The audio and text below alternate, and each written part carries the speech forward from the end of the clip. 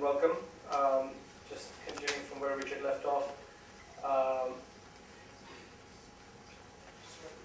Snoring back there. Anyway, I'd like all of you to sort of ask yourselves a question as to why you're here. And I think the answer is all of you represent a segment and a slice of not just India's growth story, but of the emerging market growth story.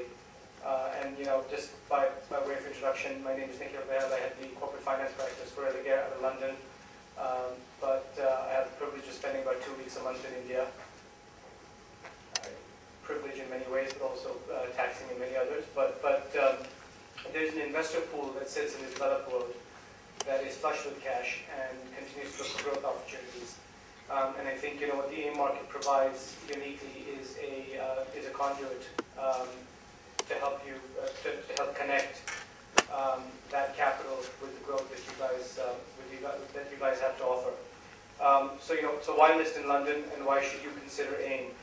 And I think just encapsulate really quickly the 6 key takeaways I'd like to take to sort of think about or to set the tone for the rest of the presentation.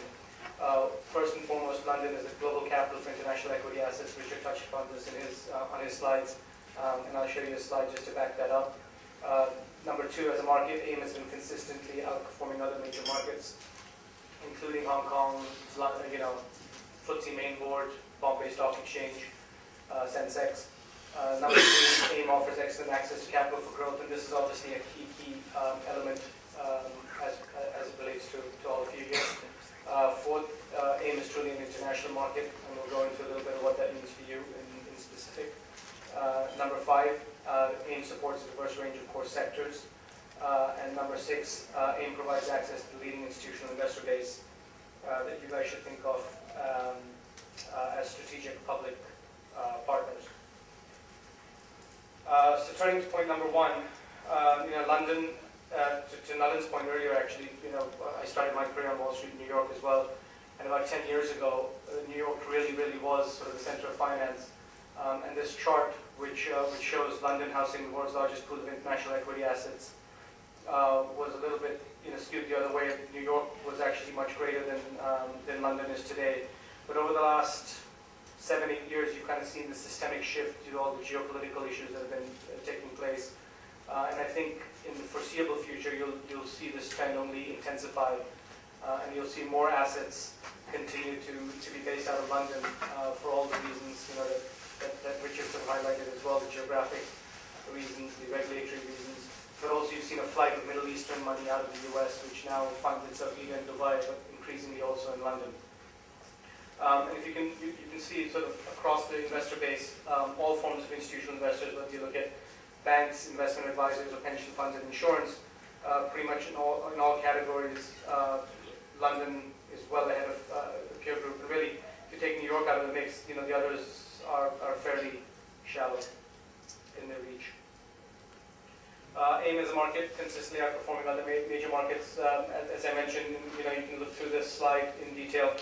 You will be given handouts at some point, hopefully, with all the slides. So even in tough times, so the markets of 2007, 2008, as well as the more recent downturn that we've experienced over the last couple of months, you'll see, or the last couple of weeks, you'll see the AIM has continued to stay ahead of the curve. And that's primarily, again, because of the growth story associated with the companies there, and investor loyalty towards those companies. I'll pause at number 3. I think this is quite an important slide from many perspectives. It demonstrates how AIM offers excellent access to capital for growth. As you'll see across the shaded bars, the green bars represent the IPO money, and the orange bars represent secondary offerings. So a couple of points here. I think first of all, up till sort of 2000, 2001, AIM was primarily, or I'd say up to 99, AIM was primarily a London-only market, i.e. market only for London companies. International companies started coming to AIM around about 99, 2000, concurrent with the dot-com bubble. And so a lot of those were technology companies, obviously. But really, since that bubble burst in about 2001, 2002, the AIM has really taken off. Obviously, had some spectacular years in 2006, 2007, came off with the markets and has sort of come back. But what you'll see, even in 2011, there's been about, year to date, there's been about $3.3 billion raised so far in the AIM.